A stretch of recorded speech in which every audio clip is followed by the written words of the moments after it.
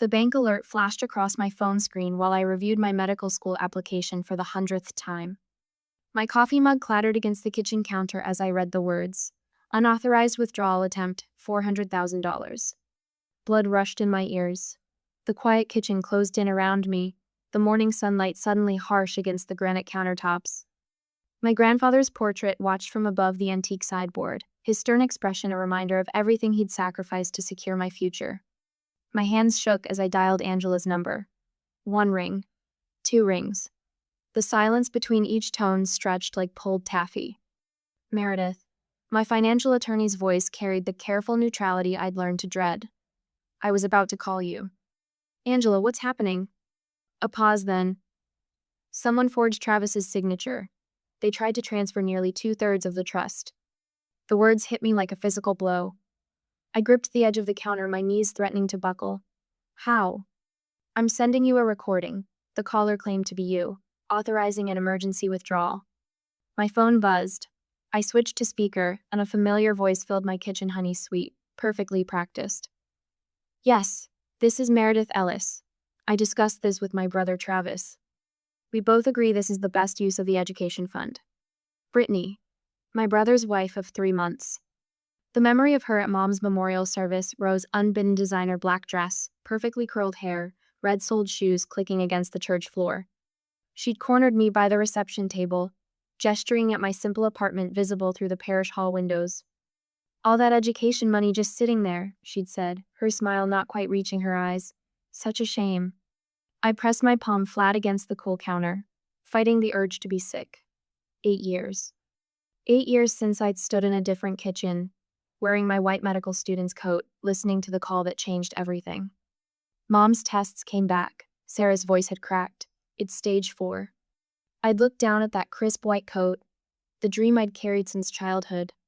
Then I'd folded it carefully, placed it in a box, and stepped into a different life, one of night shifts and second jobs, of helping Sarah finish high school while watching our mother fade.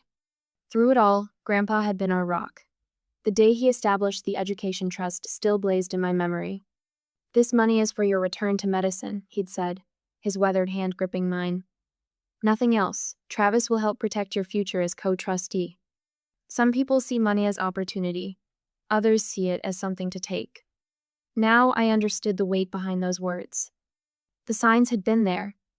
Brittany's careful examination of every item in my apartment when she'd visited, like an appraiser at an estate sale. The family dinner 2 weeks ago, her casual suggestion about pooling family resources. Travis had stayed silent, studying his plate while Brittany leaned forward. At your age? Wouldn't it be better to help family instead? I'd met her gaze across the table. Grandpa believed in finishing what we start. My phone buzzed again. Angela's text carried attachments: Brittany's credit report, a trail of destruction across 3 states, $178,000 in hidden debt, luxury purchases, payday loans, casino withdrawals. The last image stopped my breath. A mugshot, 5 years old, showing Brittany with darker hair but the same calculating eyes. The name beneath read, Amanda Wells wanted for fraud in Texas. Travis doesn't know who he married.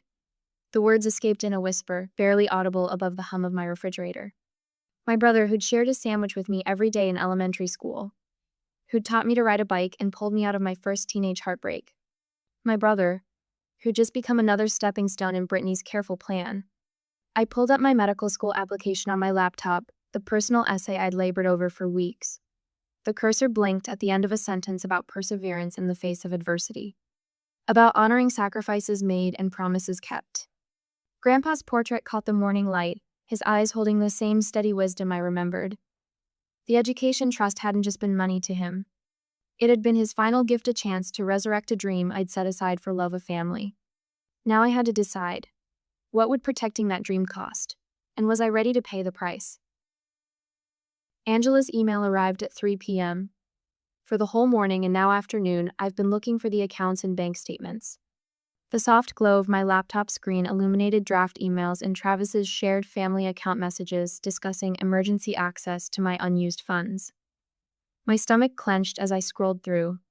Brittany's meticulous research into trust conditions, each document cataloged with the precision of a predator studying prey. The message history stretched back 14 months, long before she'd met Travis at that fundraising gala, before she'd complimented his Watch Our Father's Rolex with such carefully crafted interest. My phone buzzed. Sarah's name lit up the screen. Mur? My sister's voice carried a tremor I hadn't heard since Mom's final days. Brittany came by earlier. She wanted me to sign some papers, said it was for your own good. The room tilted slightly. I gripped the edge of my desk, steadying myself. What kind of papers? Something about temporary power of attorney. She said you were struggling with burnout? Sarah's voice hardened. I told her I'd need to talk to you first. She didn't like that. I closed my eyes, remembering how Brittany had watched me at Mom's memorial service. Not with sympathy, with calculation. You did the right thing. Don't sign anything. Mur, what's happening? I'll explain everything soon. Just be careful around her. The line went quiet for a moment.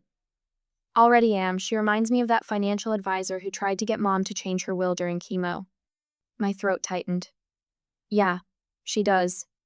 After hanging up, I stared at the bank alert still open on my screen. The signature on the transfer authorization looked nothing like Travis's careful penmanship, but it matched perfectly with the flowing script on Brittany's wedding thank you cards. I was resolute to reveal her true colors, so I wanted to confront them in person. And with that thought in mind, I went for the drive to my brother's house. The drive to Travis's house felt endless.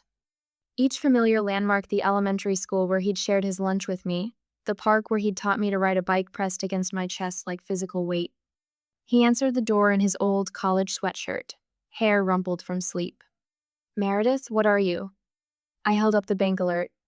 We need to talk. His face closed like a shutter. There must be some mistake, he says after I tell him what his wife did and how she created such a mess. The only mistake was thinking she married you for love. The sound of heels on hardwood interrupted us. Brittany appeared in the foyer, designer purse dangling from one arm. Her eyes narrowed for a fraction of a second before tears welled up. I was just trying to help our family. Her voice cracked perfectly. You weren't even using it. We have real needs now. Real needs? The words tasted bitter.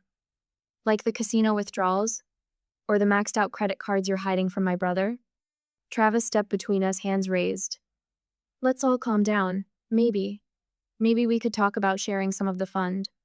Brittany pressed closer to him, her manicured hand gripping his arm. Family helps family. Don't be selfish, Meredith. Travis, I pulled out my phone, pulled up the photo Angela had sent. Look at this. He squinted at the screen. The mugshot showed Brittany with darker hair, but the same calculating eyes. His face drained of color as he read the name beneath. Amanda Wells. We found an investment opportunity, he said weakly. Something that could help everyone. The only thing she's invested in is finding men with access to family money.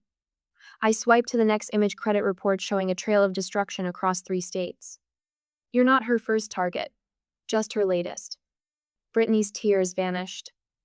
You, ungrateful little, she caught herself, forced her features back into concern. Travis, honey, she's trying to come between us. Just like she did with your last girlfriend. The girlfriend you told everyone I scared away?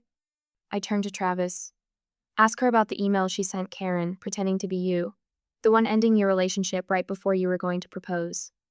His head snapped toward Brittany. What? She backed away, grabbing her purse. I don't have to listen to these lies. I'm late for yoga. The front door slammed behind her. Travis sank onto the stairs, head in his hands. The trust fund. She said you'd agreed to help us start a business. The only business she's starting is in Mexico. I showed him the one-way ticket confirmation Angela had found. Without you. His shoulders shook. I sat beside him, like we used to during thunderstorms when we were kids. The familiar scent of his sweatshirt, laundry detergent, and coffee brought tears to my eyes. I've got a meeting with the bank officers tonight, I said quietly. We're removing you as co-trustee. He nodded without looking up. You should. I didn't protect you like I promised Grandpa I would. You're not the first person she's fooled. I touched his arm. But you can help make sure you're the last. After I left his place, I went to meet with bank officials, and after the plans were made, I went home. That night, I sat in my apartment surrounded by legal documents instead of medical textbooks. My interview acceptance letter lay unopened on the coffee table. The trust fund was secure now, but at what cost? My phone chimed with a text from an unknown number. Amanda Wells ruined my brother's life too. Call me. I looked up at Grandpa's portrait, remembering his words about chess. The game isn't won in the first move. It's won in the quiet moments between moves. Another text lit up my screen, this one from Travis. Found something in B's desk drawer. Passport photos, different names. I picked up my grandfather's watch, running my thumb over its worn face. The second hand moved steadily forward, marking time like it had through every family crisis. Through Mom's diagnosis, through nights of studying, through all the yearning to return to medicine. Some dreams waited patiently. Others had to be defended. My phone rang again, Angela's number. Meredith? Her voice was sharp. She's been photographing your financial documents. And there's something else. Flight reservations to Mexico City. 2 tickets. I looked at the stack of legal papers on my coffee table. At my medical school application materials. At the portrait of the man who'd believed in my future enough to protect it. Grandpa taught me that protecting what matters means making hard choices. I straightened my spine. I'm ready to make them. 2 days later, the family room at Aunt Helen's house smelled of potpourri and pot roast. We were invited for a family gathering after all the mess, so we had to confront each other there. Brittany perched on the edge of the floral sofa, dabbing at her eyes with a monogrammed handkerchief. We're just so worried about Meredith, ever since her mother passed. I gripped my water glass tighter, ice cubes clinking against crystal. Around me, familiar faces wore expressions of rehearsed concern. Cousin Rachel nodded along, while Uncle Steve muttered something about caretaker burnout. Even Mrs. Peterson from next door had been invited to witness my apparent breakdown. Travis sat in Dad's old armchair, his shoulders hunched as if trying to disappear into the worn leather. He wouldn't meet my eyes. The way she clings to that trust fund, Brittany continued, her voice honeyed with false sympathy. It's not healthy. We only want to help her move forward. The room felt smaller with each word, decades of family photos watching from the walls. I touched my grandfather's watch, its steady tick grounding me. The sunlight caught its worn face, the same light that had illuminated his study the day he taught me chess. The quiet player sees 3 moves ahead, he'd said, moving his bishop with careful precision. Let your opponent reveal their strategy, then counter when they least expect it. My fingers found the acceptance letter in my purse, crisp edges sharp against my skin. Brittany's voice droned on about family resources and practical solutions. Each word revealed another card in her hand. Perhaps, Travis cleared his throat, studying the carpet, perhaps the education money could help everyone. Times are different now, and the leather of my purse creaked as I withdrew the envelope. The medical school seal caught the light as I placed it on Aunt Helen's coffee table. The room fell silent. I start classes in September. My voice carried clearly in the hush. The admissions board was particularly impressed by my personal essay about returning to medicine after serving as a caregiver. Brittany's smile flickered, a crack in her perfect mask. But at your age, is this really practical? That money could... My grandfather didn't leave me money. The words rang with quiet certainty. He left me a future.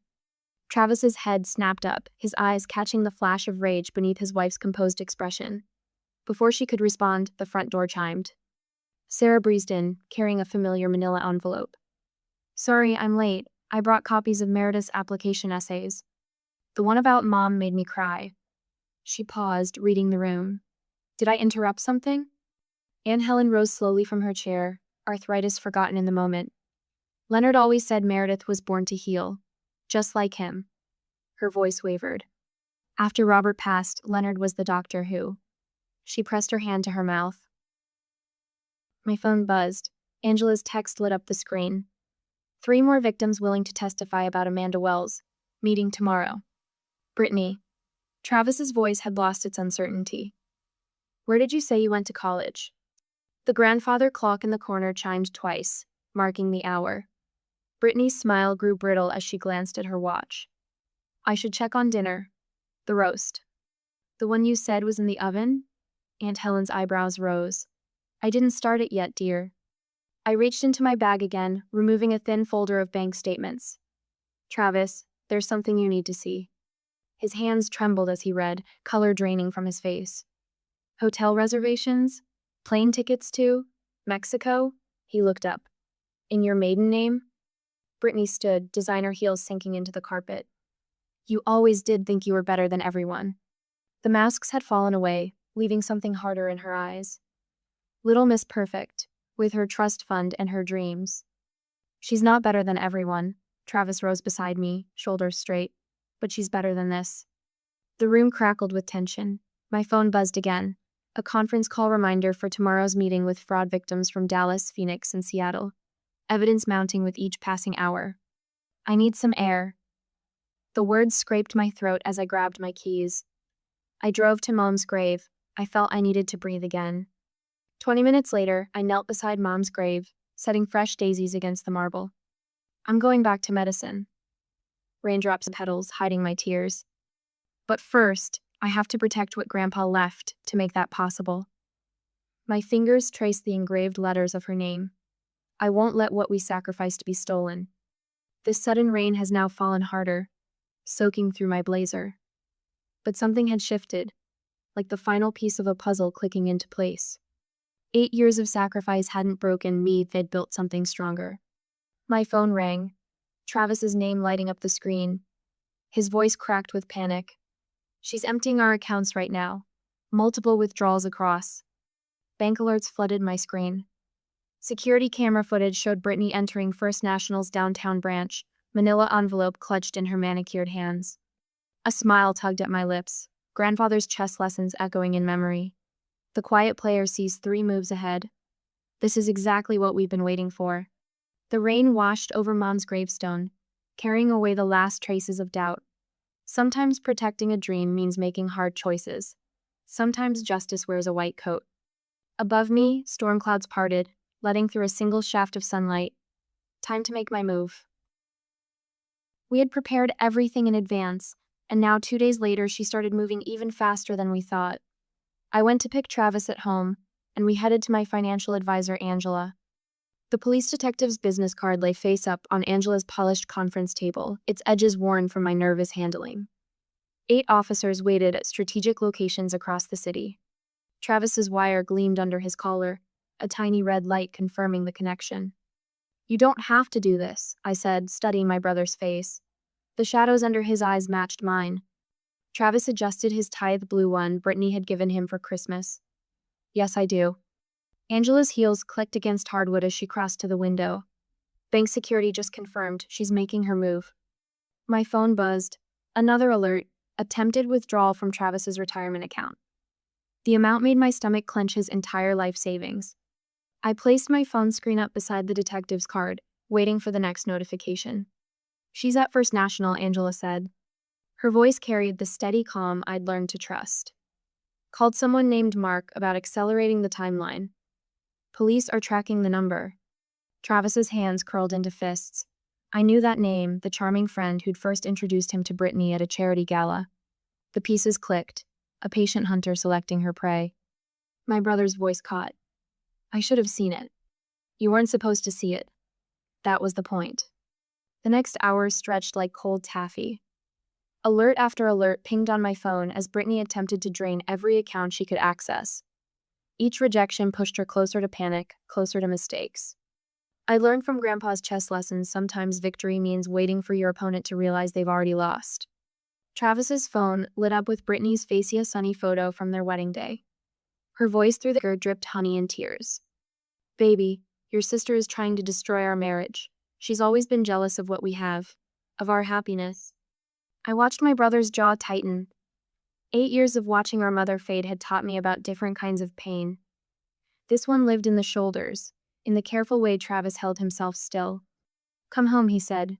We need to talk. The line went dead. Angela nodded to the detective, who spoke quietly into his radio. Time to close the trap. At First National, Brittany's smile faltered as the fraud investigator placed her documentation on the counter. Mrs. Chen, who'd known our family since Mom's illness, stood with arms crossed.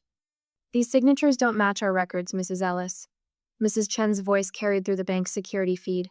And this power of attorney appears to be falsified. There must be some confusion. Brittany's laugh held a brittle edge. My husband and his sister authorized. Did they authorize the withdrawal attempts in Denver? Or the accounts in Houston under the name Amanda Wells? The security camera caught the exact moment Brittany's mask cracked. Her fingers drummed against the marble counter, the same nervous tell I'd noticed at Mom's memorial service when she'd asked about the trust fund. Travis discovered the second phone in their bedroom closet, tucked inside a boot box marked Winter Storage. Text messages to unknown numbers mapped out a careful campaign. Search histories revealed research into trust fund structures, inheritance law, power of attorney requirements. A false passport bore the name that had triggered Angela's investigation, Amanda Wells. My brother's hands shook as he read through the messages. "I was never your husband," he whispered. "I was just your access." Later that day, when Brittany's key turned in the lock, Travis and I sat at the kitchen table he'd bought for Sunday family dinners. The same table where she'd suggested pooling resources while examining my medical school application. She froze in the doorway, designer purse dangling from manicured fingers. The confident mask slipped back into place, a transformation I'd seen too many times to trust. "What's going on?" Her voice held just the right note of confusion. Travis pressed play on his phone. Her own voice filled the room. "Your pathetic sister wasted her chance at that money. I wasn't about to let it sit there when we could." The purse hit the floor. Brittany's eyes darted between us, a cornered animal searching for escape. "Travis." She stepped toward him, hands outstretched. "Baby, let me explain." "Explain what?" His voice carried the weight of 8 years watching me work double shifts, of countless nights I'd spent studying after caring for Mom. "My sister sacrificed her dream to care for our mother. What have you ever sacrificed?" The mask shattered completely. Brittany's beauty twisted into something ugly, something true. She was stupid enough to give up a fortune for some foolish promise. I wasn't. Police radios crackled in the hallway. Detective Wilson stepped into view, Angela beside him with a thick folder of evidence. "Amanda Wells," the detective said. "Or do you prefer Patricia Turner? We have witnesses from Houston eager to discuss your previous investment opportunities." She was arrested the same moment. Aunt Carol called that evening, voice thick with tears. Uncle James left a rambling voicemail about being too quick to judge. I went home, leaving my brother in that place, broken. After all the fuss and police, once I came home, Sarah arrived with Mom's lasagna recipe and a bottle of wine. The neighbors who'd watched me care for Mom waved from their porch, understanding in their eyes. I'd learned during those long years of illness that the community reveals itself in quiet moments. 2 weeks later, Travis moved into a small apartment 3 blocks from mine. I helped him pack, carefully wrapping the chess set Grandpa had given him for his 10th birthday. The pieces felt heavy with memory. One Wednesday afternoon, I was with Travis at my home. I received a call from Angela. "The DA offered her a deal," Angela said over speakerphone. "The evidence makes defense almost impossible, especially with the other victims coming forward." "Take it," I said. Travis looked up sharply. "This isn't about money anymore." But the final blow came from Detective Wilson. A pattern emerged across state lines: careful research into families with trusts or inheritances. A network of accomplices who made introductions, who opened doors. The brother-like friend named Mark appeared in photo after photo, always beside a smiling Mark who didn't yet know they were prey. I stood at my window, watching sunrise paint the city in shades of promise. Mom's final words echoed in memory. "Finish what you started, sweetheart. The world needs healers." "She needs to be stopped," I told Travis, who sat surrounded by moving boxes and broken trust. "Not just from taking my future, but everyone else's too." 8 years ago, I'd set aside my white coat to honor one promise. Now it was time to keep another. A week later, I need to meet an unexpected and above all unwanted visitor at my work. Travis still loves me. Brittany's perfume filled the small conference room, sweet and cloying. Drop the charges and I disappear forever. Simple as that. I studied her manicured nails drumming against the polished table, remembering how those same fingers had forged my brother's signature. The morning sun caught her diamond ring, the one that had nearly emptied Travis's savings account. 200,000. She leaned forward, voice honeyed. "Call it reasonable compensation for my inconvenience." My grandfather's watch ticked steadily against my wrist. 1 breath. 2 breaths. The silence stretched between us like piano wire. "You know what happens if you fight me?" Her mask slipped, revealing something sharp beneath the charm. Every Christmas, every birthday, every family gathering becomes about this moment. The sister who sent Travis's wife to prison. Is that really the legacy you want? The fluorescent lights hummed overhead. 8 years of night shifts had taught me patience. 8 years of watching my mother fade had taught me about real legacy. You're right about one thing. I met her gaze. This is about legacy, just not the one you think. We had our first courtroom confrontation the following week. After almost a month of preparations, it was finally over. Or it has finally begun. The courtroom doors felt heavy under my hands that afternoon. Travis sat in the front row, shoulders curved inward, while Brittany's attorney painted him as the mastermind. A strategic victim, they called me. Unstable, obsessed with money I hadn't earned. The Ellis Trust was intended for education, Brittany's lawyer argued, gesturing at the jury. Yet Miss Ellis hoarded it for 8 years while her family struggled. This case isn't about theft, it's about a sister's refusal to help her brother in his time of need. My acceptance letter to medical school burned in my bag, its future now uncertain. The dean's office had already called twice about the concerning situation. Angela rose slowly, each movement precise. The timeline she'd assembled covered 3 boards, documenting every calculated step of Brittany's approach. The jury leaned forward as the audio played Brittany's voice, shifting between identities like radio stations, each perfectly tuned to her target's vulnerabilities. When my turn came, I touched my grandfather's watch for strength. My mother died believing I would return to medicine. My voice carried to the back row where Sarah sat with our aunt. She spent her final months apologizing for needing my help, no matter how many times I told her that love doesn't keep score. But Brittany? The word tasted bitter. She didn't just try to steal money. She tried to steal the future my mother died believing I would have. The evidence mounted like incoming tide. 5 victims from different states took the stand, their stories echoing mine. Bank records traced Brittany's path across 7 years and 3 identities. The jury's expressions hardened with each revelation. Travis's testimony cut deepest. He spoke of love letters now revealed as reconnaissance, of anniversary gifts purchased with other victims' savings. His voice cracked only once. I thought I was protecting my sister's future. Instead, I nearly helped destroy it. The judge's gavel cut through the murmurs as Brittany's former accomplice took the stand.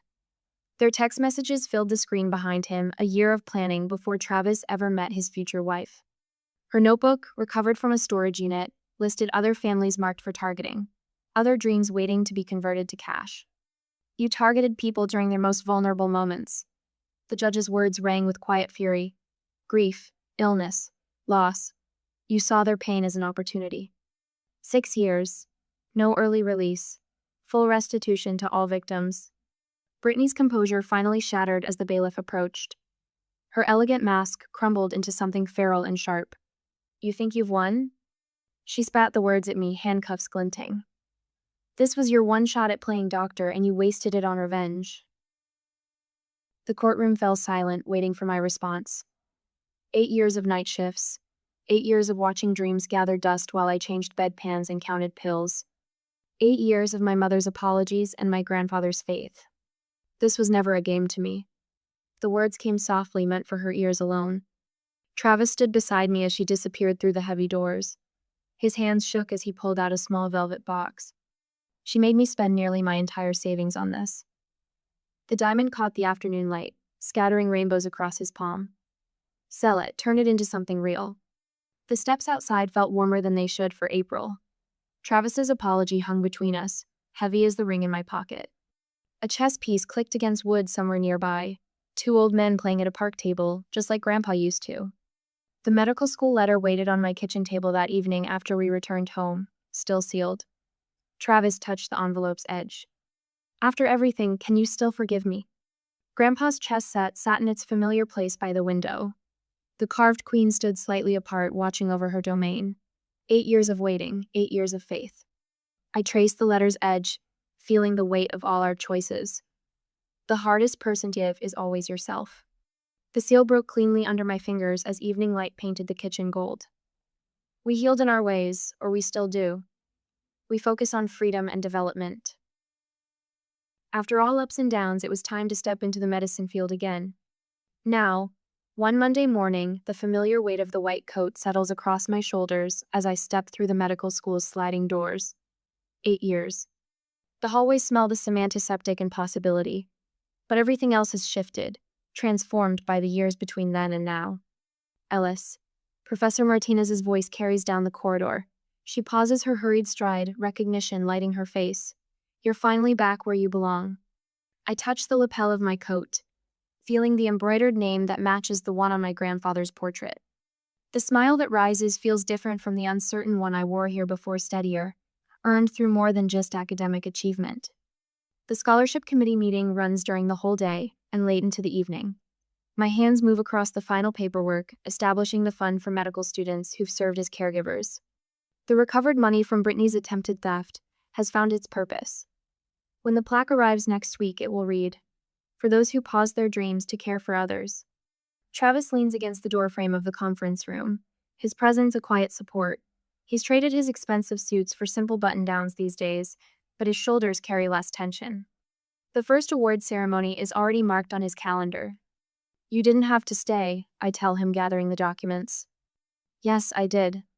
His voice carries the weight of understanding we've built in therapy. Each session peeled back layers of guilt, rebuilt trust degree by degree. The dinners we've reinstated feel different now, less performance, more truth. After the work was done, we headed home. My apartment near the medical center fills with afternoon light as Sarah unpacks Mom's old stethoscope. The brass gleams, restored to its original shine. "Found it in the attic," she says, running her finger along the tubing. "Thought you might want it back." Angela arrives with a bottle of wine and her usual direct smile. Our different monthly dinners have evolved beyond legal consultations to real friendship. The scent of Travis's cooking drifts from the kitchen, Grandpa's recipe for pot roast, the one that fed us through countless Sunday afternoons.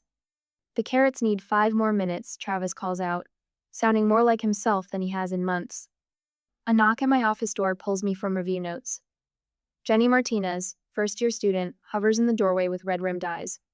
Her father's cancer diagnosis arrived yesterday. The weight of her white coat looks too heavy for her shoulders. "I don't know if I can do both," she whispers. I gesture to the chair across from my desk. Sometimes the longest route is the one that builds the strongest doctor. The words carry the weight of lived truth, though I keep the full story tucked away. Some lessons are better taught through presence than exposition. The following weekend, the cemetery grass bends under our feet as Travis and I approach Grandpa's headstone. October sun warms the granite. Travis places the chess piece, the queen, beside the fresh flowers. "He always said you were the strongest piece on the board." Travis's voice catches. The therapy has helped him too, teaching him to stand alone again. My fingers trace the dates carved in stone. Strength isn't about power. It's about knowing when to move and when to wait. Monday is unexpectedly tiring. The financial literacy workshop runs longer than scheduled. Students lean forward in their seats as I explain trust protections, compound interest, and the importance of written agreements. My warnings about protecting what matters land differently now. In the back of the room, a law professor takes notes. My case study appears on her syllabus next semester. Later that night, the library grows quiet as midnight approaches. Medical texts surround me, their familiar weight a comfort rather than a burden. The clock on the wall reads 2:17 a.m., the same time I used to clock out from my second job at the diner. My grandfather's watch rests cool against my wrist. The second hand moves with quiet certainty, marking time's steady march forward. Around me, the dreams I thought I'd lost have simply been waiting, patient as chess pieces before the game begins. "Dreams don't die," I whisper to the empty room. "They wait for you to be ready." The words settle into truth, carried on the scent of old books and new beginnings. At 33, I'm exactly where I need to be, not despite the waiting, but because of it. Every delayed step built the road that led me home.